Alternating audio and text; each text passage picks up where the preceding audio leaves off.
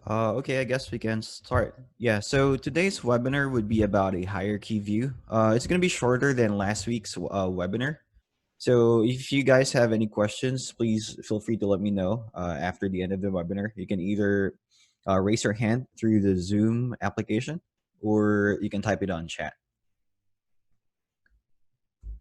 Yeah, so hopefully you guys can see my screen. Yeah, so hierarchy view. So why is this important when managing your Wi-Fi network, especially when using the cloud? So let's say you're a managed service provider and then you're managing different clients. Let's say customer A, customer B, and customer C. So customer B, for instance, he has multiple branches. So it's just not in one location. Maybe he has a branch in US and Europe, or maybe in different states in your country. So let's say for this example, under Europe, it's broken down into different regions. Maybe they have sub branches from there. So they have Paris, London, and Milan. And then under Milan, they have like the sales team, R&D team, and finance team. So all these different groups, different areas have different access points. So these companies on top, we call this the organizations. So with EnGenius Cloud, you can manage different organizations, which can be split into different branches, different regions. And then from there, you would have your individual networks. If you guys are familiar with the Easy Master, our the one from our NSky solution, our on-premise controller. So basically, you have projects, and then you have access point groups. So for the EnGenius Cloud, you have organizations, and then you have your networks. So the networks would be sort of like your access point groups. So let me go through the GUI so you can see it just well.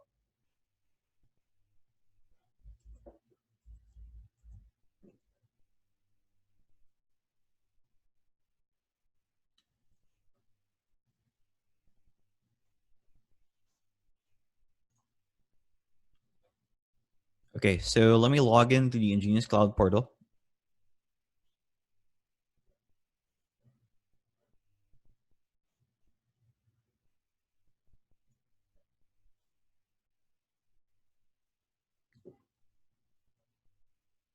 Do you guys see my screen? Can any of you guys give me an acknowledgement?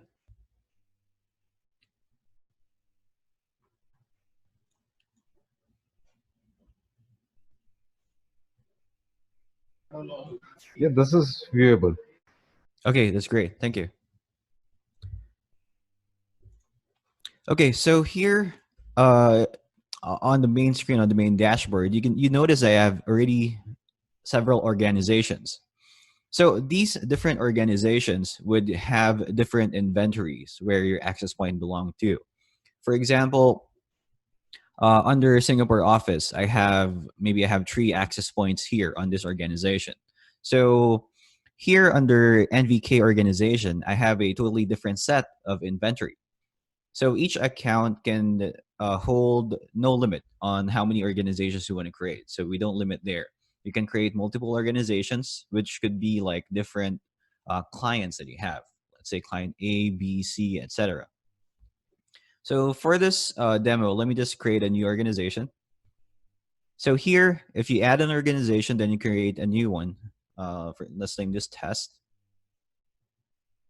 So it could be any country, depending on where you're located. So the country that you select here for the organization will reflect what channels are available for that access point that you use.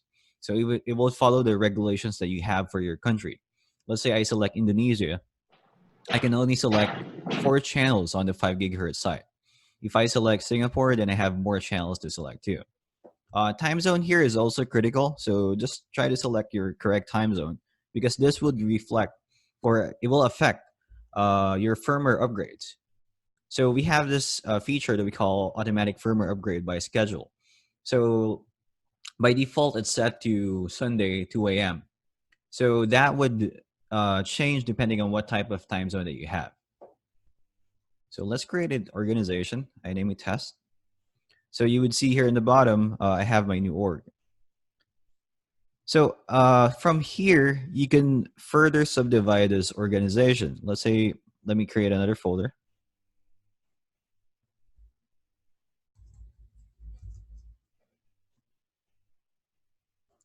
Okay, so now under test, I have sector A. So if, for example, I have a different region managing this particular client, so I can add another hierarchy view.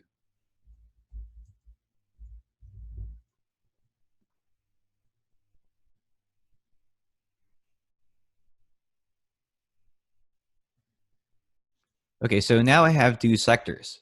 So let's say, for instance, this is a branch, not branch. This, let's say, would be region A or region B, and then under region B, maybe I can further subdivide this into different groups. So under sector B, for instance, I have area 1 and area 2. And then under area 1, let's say this is where I have my group of access points. So from there, I can add the network. So when I add a network, let's name this network 1. And I have my network here. So the way I navigate through my hierarchy or through different organizations would be through double clicking them. So right now, the organization selected is Singapore office. So if I want to go to my test organization, I just double click here and it will bring me to my test org. And it will also reflect what devices I have, how many switches, and how many clients are currently here. So since this is a new org, which doesn't have any devices right now, you can see that it's all empty. Now, if you want to go to the different sub groups, so let's say I want to go to area 1. So I double click on area 1, it will bring me there.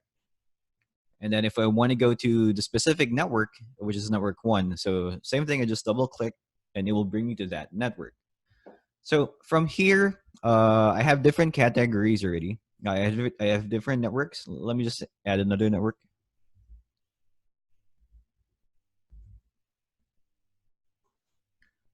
So for the clients that are managing these different networks, multi-tenancy comes into play.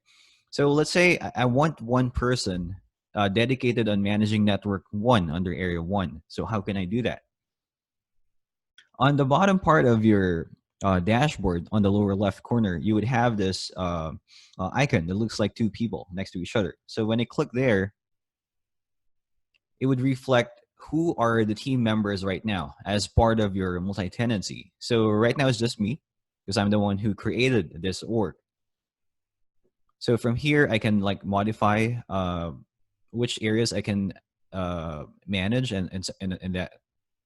So if I want to invite a new member, let's say I want to add a Nancy as part of an admin for this group. So I just put in her email.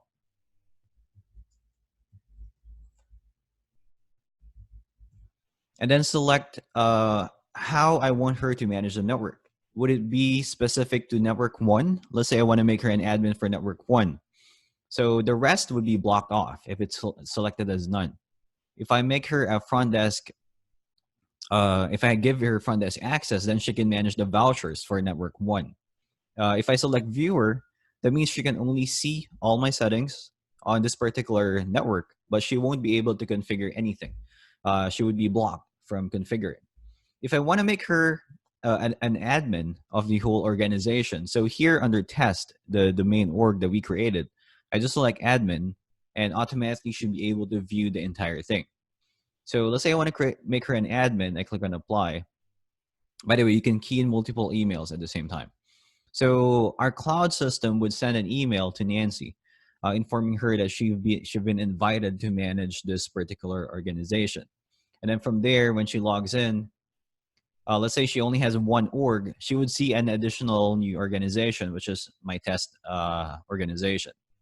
And then from there, she can do or see what I'm seeing as well. She can manage everything that's on my screen. She can manage different networks, different access points too. One thing very important when managing devices on the cloud is that, let's say I'm adding a new access point. They'll be here on the bottom part where you have the building icon. If I go to organization and then inventory, it would reflect how many APs I have. So all the APs that I register on this inventory would be basically tied only to this organization. So if I move on to different orgs, let's say I go to a live site, I have a different set of devices here that are registered. So the devices right here on this screen, I wouldn't be able to see from my other org. So each device is tied to an organization and an account.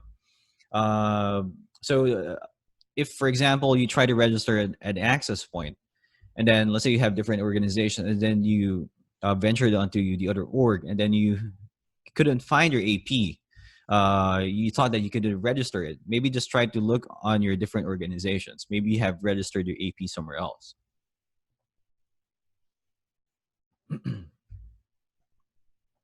So under your hierarchy view, so again, right now, this is how you can set up your hierarchy. So you can create subgroups, you can create different networks. In the future, we'll be adding an option to like replicate a network. We'll also be adding an option to move an access point into different networks of your hierarchy. So right now, if I go to my inventory list, I can select particular APs and assign it to a specific network. But this network is tied to that hierarchy or to the main group. If I want to shift, let's say this access point right here, I want to shift it to a different organization, I would have to deregister the device first. So once you confirm that you have deregistered the device, it would be removed from your network. It would be cleared from your inventory. And then that allows you to add this AP or shift it to a different organization. If you just try to register it from here, it will tell you that the device is already registered. Let me try that right now.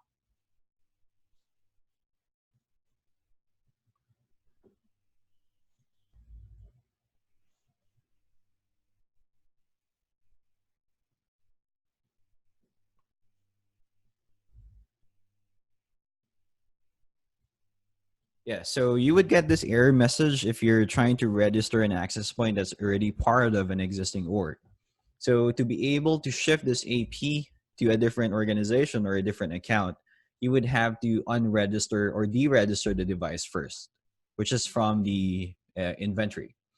So let's say you're an SI and then you want to pass your access point to a client, and maybe previously before you pass the AP, you've been testing out this access point. So don't forget to deregister the device before you pass it on to someone else.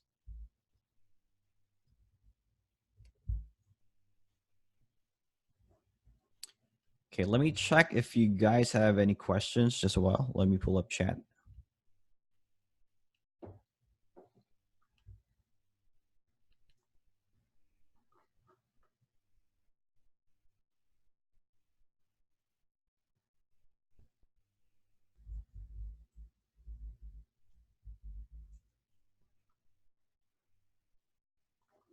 Yeah, so do you guys have any questions so far regarding the hierarchy view?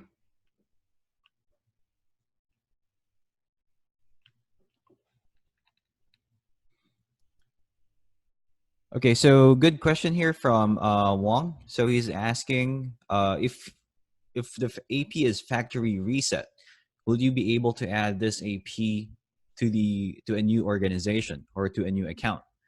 So even if you factory default the access point, what it's going to do after it goes back online is it's going to try to check the cloud, our cloud server, if somebody has registered this AP before.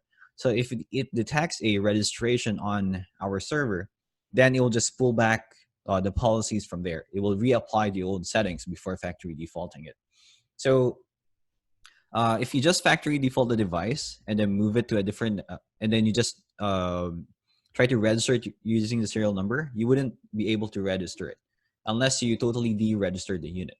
So factory resetting the AP, if it's registered, would just reset the device, but it will still pull back the same settings as before.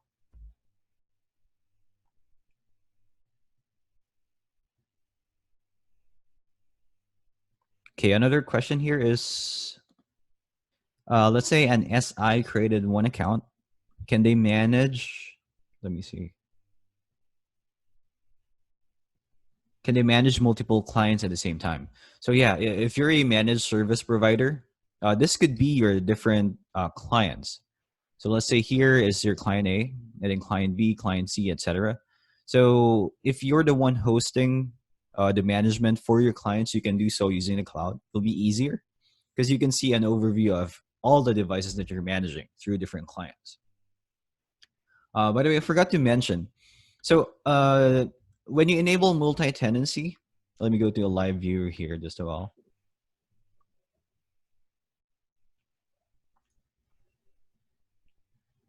Yeah, when you enable multi-tenancy and add a specific person to manage certain accounts, so this would also enable them to receive notifications of or alerts on the system. Let's say an AP goes offline, so this person will also receive that type of notification. So customizations of the notification itself would be per individual account. Let's say here under notifications, you can select which particular network you want to receive a notification. So by default, mobile app notifications are enabled and email notifications. You can customize here when you want to receive these details. Email notification, do you want to receive it every day or every hour or once a week? So we'll give you like a summary every week. Mobile app notification is more on if the access point goes offline, somebody unplugs the AP, somebody changes a setting. So if you have the EnGenius app installed on your mobile phone, iOS or Android, you would get a push notification about it. So immediately in real time, it will tell you, hey, a device is offline. So if you don't want to receive any app notifications, you can either disable it here from the dashboard or disable notifications on your mobile device. Yeah, so let me go back to the questions. Okay, so another question here is there any limitation of creating sub-organizations, let's say the folders? So there's no limit as well on how many subfolders you want to create. So for example, let me expand this further. So let's say under area 1, I want to add another subfolder under this.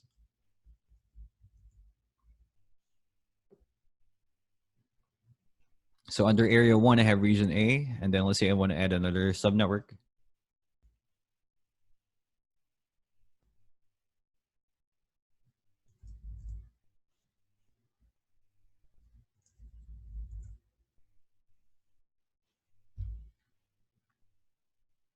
So here, so if you notice, the network can be anywhere on this um, flow as well. So it could your network can be directly under my task organization,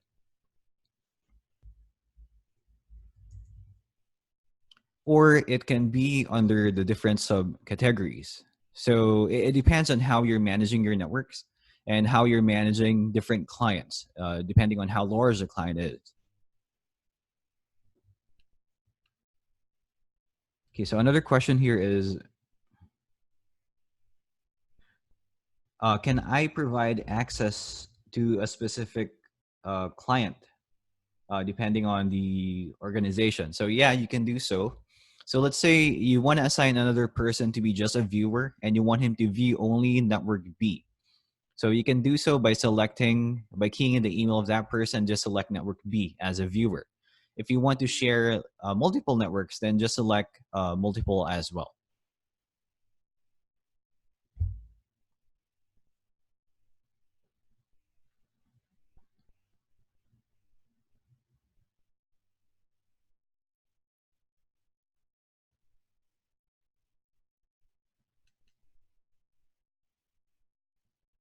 Okay, yes. I'm just going through some questions right here. If you guys have further questions, please type it on the chat or you can speak as well.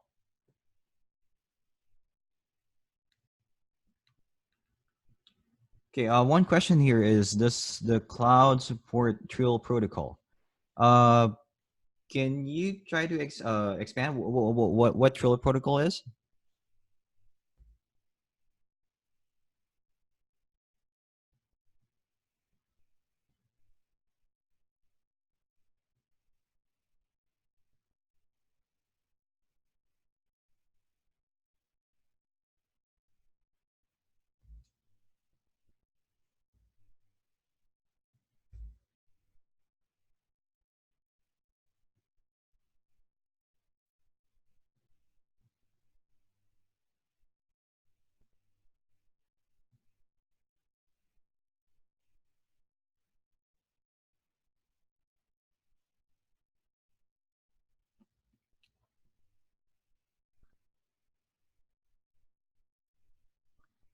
Dual protocol to bypass cloud requests over router network. Let me see. Okay, can I know the purpose of this function? Like, in what type of situation?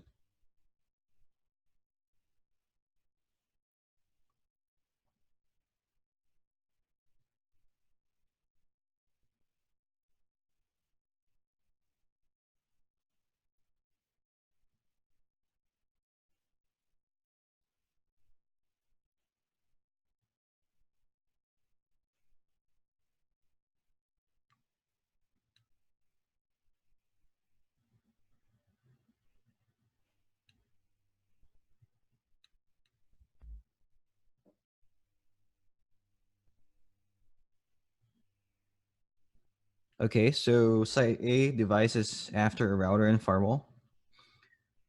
Cloud requests will not reach the access point. Okay, so good question and situation. So one question right here is, what if your access point, the one that you want to manage over the cloud, is behind a router or behind a firewall? So how will this device communicate to the cloud for management? So one requirement that we have to be able to manage the cloud APs is, of course, that particular access point or cloud switch must be able to have internet access. So when I say internet access, that doesn't mean that when I plug to the switch or when I connect to the Wi-Fi of the AP, my client device have internet access. It means that the specific access point or the specific unit must be able to communicate over the internet. So what we're using for communication for the cloud is just the usual ports, TCP/80 and 443. So, so long as you grant access to your devices, your switches, and your access points to give communication through the internet, and then you'd be able to manage it using your cloud. Yeah. So long as you have internet access and your firewall is not filtering TCP/80 or for port 443 for SSL, then you should be able to communicate with your devices over the cloud. Yes. Actually, we have deployments right now wherein we have APs behind different types of firewall in the market. So long as you grant access or communication to that device over the internet and not to block specific ports like TCP/80 through firewall, you should be able to manage those devices on the cloud.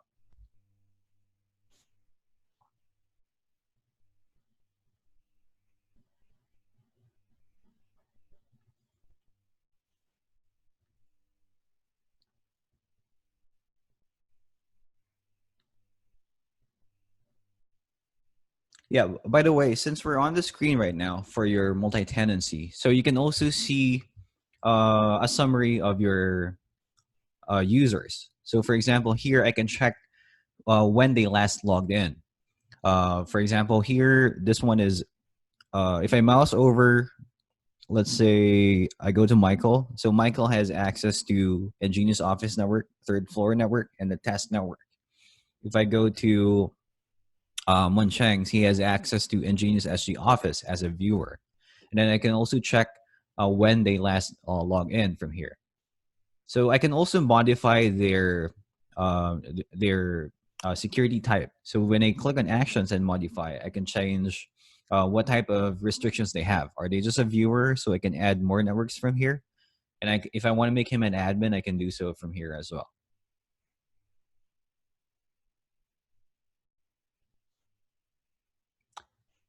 Okay, so another question is, where is a cloud data center? So our cloud data center is actually hosted on Amazon, AWS.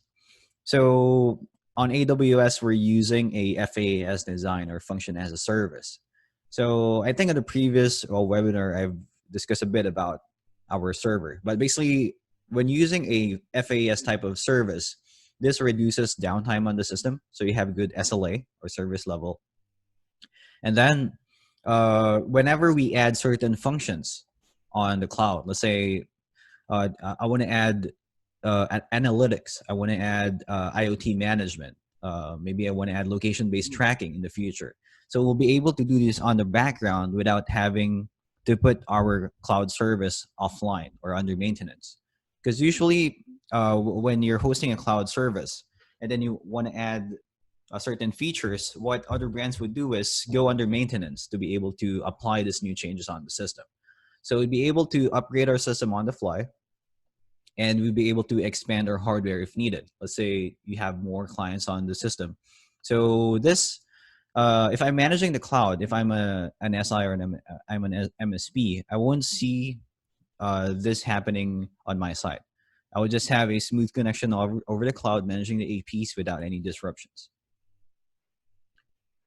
Another question is there any specific URL or IP for the cloud service? Um, I'm not entirely sure what you mean by that, but basically to access our cloud management, our cloud URL is cloud.engenius.ai.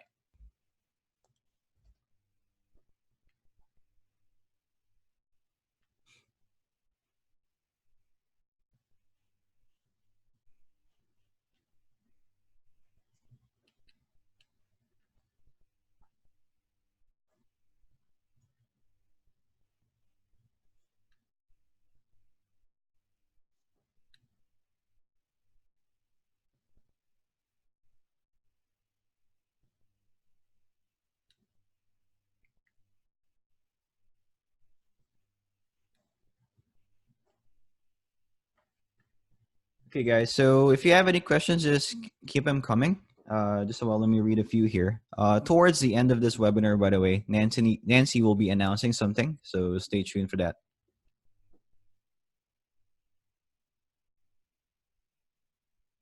If I want to restrict communication of the cloud IP to EnGenius Cloud only, is there a specific URL or IP? So you can just whitelist cloud.engenius.ai as a URL. So all the IP addresses behind that, all the public IPs would be whitelisted as well. If you want the access point to communicate only with the EnGenius Cloud server.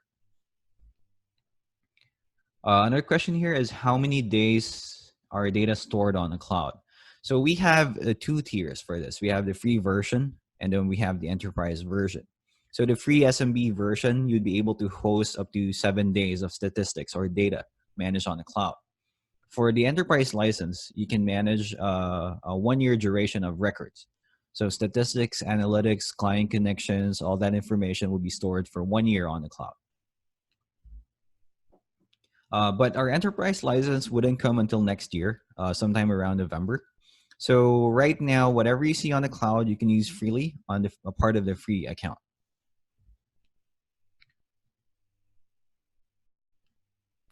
Another question here is, I think this is, can you show the report parameters? Yeah, I'll be discussing different parts of the cloud on the next webinar. Maybe we can address that in the future. But right now, hopefully we can focus first on the hierarchy view. In the free version, can we shift data to a remote log server before 7 days? I believe you're referring to a traffic log or a syslog server. So yeah, you can have your own syslog server. So all the data would be directly written on your syslog server as well. So that would happen in every 2 minutes, if I'm not mistaken.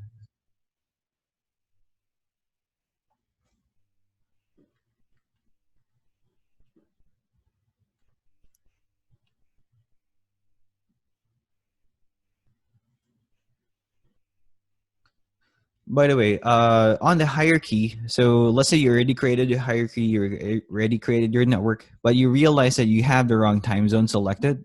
So you can still modify that from here. So just go ahead and edit that portion. You can modify the country, you can modify the time zone to correct that. So let's say I want to change this to client 1, so I can still be able to edit that from here. Yeah, so everything would still be able to be customized even after you have created it.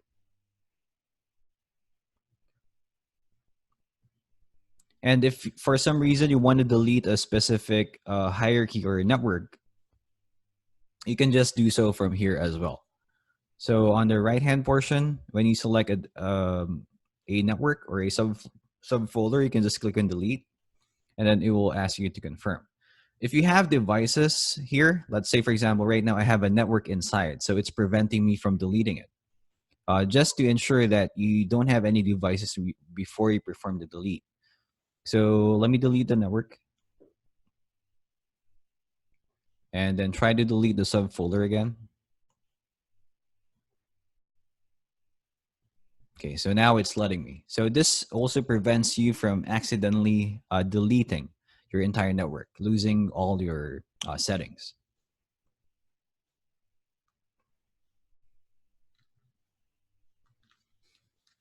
Okay, any other questions, guys?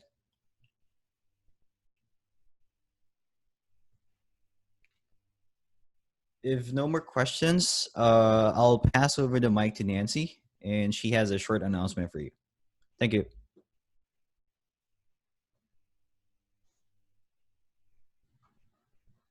Hello, everyone. Thank you for attending our webinar. We usually have this kind of webinar every month. So we already lined up a series of webinars, which is available to register in our partner portal. So you could go up to our partner portal and log into your account, and you will see the lined up webinars. And you can actually register ahead of the webinars. And every webinar will have a lucky draw for a winner. So this webinar, we do not announce the winner because we feel that there's some of you that's actually in the webinar, but you have not registered on to our partner portal for this. So I hope you all could register onto the webinar now. Go onto a partner portal so that we will be able to conduct our lucky draw. All right. So there's a lot more topics that you may want to know. So you can also drop us a email onto partner portal that you want to talk about or discuss about certain topics. You can leave us a feedback. Then we will actually plan the contents of our webinar. All right. Thank you, everyone. So if there's no more questions, okay, the lucky draw is a 4x4 AX access point. So please register on our partner portal under this webinar so that we could conduct our lucky draw. So we'll announce the winner in the next webinar's announcement of the schedule on the EDM. All right. And we also will notify the winner. So please remember to register now on our portal under the webinar registration. All right. So thank you, everyone. I hope you'll join us in the next webinar. If Milo, you have anything to add? If not, we will end this webinar. Thank you, everyone. Guys, hopefully you still can see my screen. Thank you, Nancy. So here, I opened the partner portal. So after logging in under Easy Learn, if you go under events and then archived webinar, you would see the recording or the video of the previous webinar. So if you missed it, you can just go back here and review from here. So the whole webinar will be recorded, including the questions part. So if you need to go back or review something, you can just go back from here as well. So yeah, thank you guys for attending today. Have a good day. Thank you. Bye.